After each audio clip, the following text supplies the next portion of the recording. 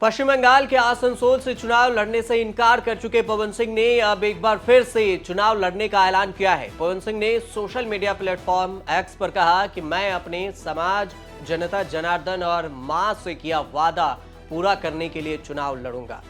आप सभी का आशीर्वाद और सहयोग अपेक्षित है। जय माता दी, ये पवन सिंह का ट्वीट है। अब दरअसल लोकसभा चुनाव 2024 के लिए बीजेपी ने 195 उम्मीदवारों की अपनी पहले लिस्ट जारी की थी, जिसमें पश्चिम बंगाल के आसनसोल लोकसभा सीट से भोजपुरी फिल्म इंडस्ट्री के अभिनेता पवन सिंह को मैदान में उतारा था।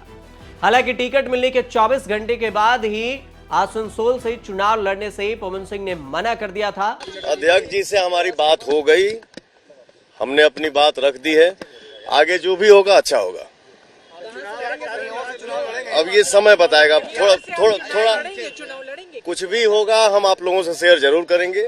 अभी थोड़ा होल्ड रखिए। आसनसोल सीट से वर्तमान में अभिनेता और राजनेता शत्रुघ्न सिन्हा टीएमसी से सांसद हैं और इस बार अगर पवन सिंह अब आसनसोल से मैदान में उतरे हैं तो शत्रुघ्न सिन्हा और वर्सेस पवन सिंह की लड़ाई अब चुनावी मैदान में आसनसोल सीट पर देखने को मिलेगी। आसनसोल सीट से पवन सिंह ने पहले चुनाव लड़ने से इनकार किया था। उसके बाद विपक्ष की तरफ से उन्हें यह भी कहा गया कि वो आरजेडी की तरफ से चुनाव लड़ें, लेकिन बाद में बीजेपी के अध्यक्ष जेपी नड्डा से उनसे मुलाकात हुई थी और उसके बाद इस पर बातचीत हो रही थी। मीटिंग के बाद उन्होंने ये कहा था कि जो भी निष्कर्ष निकलेगा उसे समय आने पर आपको सब कुछ बता दिया जाएगा। तब ये भी पूछा गया था कि क्या आप किसी सीट से लड़ेंगे या फिर चर्चा ये थी कि आरा सीट से जो आप दावेदारी पेश कर रहे हैं, क्या आरा से आप चुनाव लड़ेंगे? तो पवन सिंह ने कहा था कि जो भी होगा अच्छा होगा। अब अच्छा के लिए पवन सिंह ने एक बार फिर से उसी सीट पर, जिस सीट को उसने छोड़ने का ऐलान किया था, उसी सीट पर चुनाव लड़ने के बाद पवन सिंह कह रहे हैं, वो भी ट्वीट के माध्यम से। वैसे तो बीजेपी से टिकट पाने के लिए भोजपुरी अभिनेता पवन सिंह पहले भी बेचैन दिखे थे, लेकिन जैसे ही बीजेपी ने पहले लिस्ट में पवन सिंह के नाम की घोषणा की तो पहले खूब जश्न मनाए और उसके बाद पवन सिंह ये कह दिए कि वो आसनसोल सीट से नहीं लड़ेंगे और उसके बाद ये बोले कि उनके लिए बातचीत हो रही है, दूसरे सीट पर चुनाव लड़ेंगे। हालांकि 24 घंटे के अंदर ये सब विवाद हुआ, उसके बाद ये मामला सुलझाने में लग गया और काफी वक्त के बाद अब मामला सुलझता हुआ दिख रहा है कि आसनसोल सीट से ही पवन सिंह एक बार फिर से मैदान में उतरेंगे। लेकिन इस सब के बीच में एक और मामला तुल पकड़ा था। वो मामला था पवन सिंह के गाने को लेकर।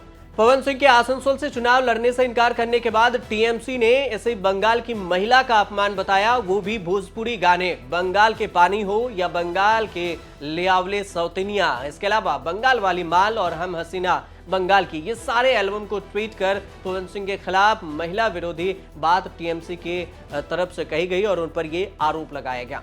तो वहीं दूसरी तरफ से आसनसोल के वर्तमान में टीएमसी के सांसद शत्रुघ्न सिन्हा से जब पूछा गया कि पवन सिंह आपके सामने मैदान में उतरेंगे तो फिर उनकी राय क्या है, इस पर उन्होंने साफ कहा था कि इसमें मेरी कोई राय नहीं है और ये व्यक्तिगत पवन सिंह का मामला है कि वो चुनाव लड़े या फिर ना लड़े। मैं कहूँगा अच्छा आदमी है, अपना बच्चा है, परिवार का है, लेकिन जो फैसला जो किया है लड़ने का नहीं लड़ने का, ये उनका या उनकी पार्टी का अपना अंदरूनी मामला है, इंटरनल अफेयर है। इस पे मैं कोई कमेंट करने वाला, दखल अंदाजी देने वाला कौन होता हूँ। पवन सिंह जब चुनावी मैदान में उतरे तो इतने पर मामला शांत होने वाला नहीं था और इस वजह से ये विवाद भी पकड़ा था। हालांकि आरजेडी की ऑफर की बात आ गई थी कि आरजेडी की तरफ से ऑफर दिया गया था कि आरा सीट से अगर आरजेडी की तरफ से लड़ते हैं तो आरा सीट उनको दिया जाएगा और इंडिया गठबंधन की तरफ से यह सीट ऑफर किया गया था।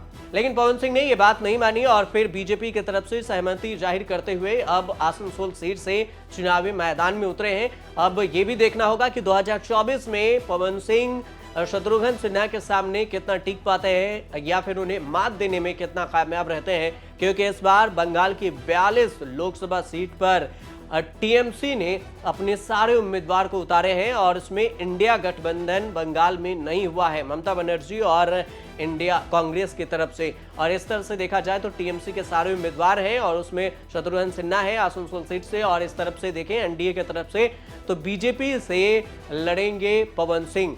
लेकिन सबसे पहले अब बात आपको ये भी बता दें कि पवन सिंह को लेकर काफी विवाद भी रहा है। आपको पवन सिंह के बारे में बता दें कि गाने को लेकर सबसे ज्यादा उनका विवाद रहा, लेकिन देश विदेश में वो सबसे ज्यादा पॉपुलर भी हुए तो लॉलीपॉप लागेलू गानों को लेकर, जो काफी लोगों के बीच में सुपर डुपर हिट रही थी। कई ऐसे गाने हैं जिसको लेकर आज भी चर्चा होती रही है और पवन सिंह पर कई सारे आरोप लगते रहे हैं। अगर पर्सनल लाइफ की बात करें तो पवन सिंह तब सुर्खियों में आए थे जब उनकी दूसरी शादी हुई थी और उसमें चौंकाने वाली खबर आई थी कि पवन ने बिहार के आरा फैमिली कोर्ट में अपनी दूसरी पत्नी से तलाक की अर्जी दे दी।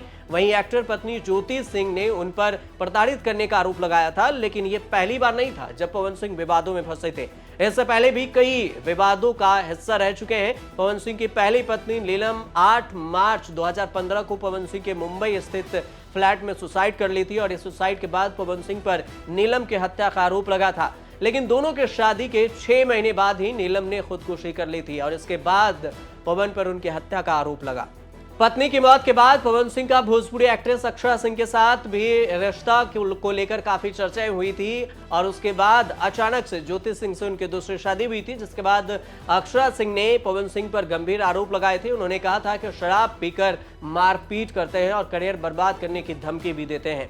लॉलीपॉप लागेलू गाने को लेकर एक्टर पवन सिंह पर डबल मीनिंग सॉन्ग गाने का भी आरोप था। उनके गाने सानिया मिर्जा के नथुनिया पर भी जमकर हंगामा हुआ था और इस गाने की वजह से उन पर अश्लीलता फैलाने का आरोप लगा था। लुलिया का मांगेली रिलीज के साथ ही जमकर बवाल हुआ था। इसके बाद उन पर कई सारे गानों में बोल्ड कंटेंट परोसने और अश्लीलता फैलाने का आरोप लग चुका है। इसी कड़ी में बंगाल के पानी हो और बंगाल से लिया सौतेनिया, बंगाल वाली माल और हम हसीना बंगाल की, इस सब गानों को लेकर विवाद हुआ, जिसके बाद बंगाल की महिलाओं को अपमान करने की बात टीएमसी की तरफ से उठाई गई। इसके अलावा हाल ही में पवन सिंह और खेसारी लाल यादव के बीच में भी विवाद काफी सुर्खियां बटोरी थी। अब देखने वाली बात यह भी होगी कि अगर अब आसनसोल लोकसभा सीट से पवन सिंह मैदान में उतरे हैं तो शत्रुघ्न सिन्हा से कितने मुकाबले में सटीक बैठते हैं और 2024 में बीजेपी की झोली में क्या कुछ ला कर देते हैं। अब देखते रहिए न्यूज़ तक।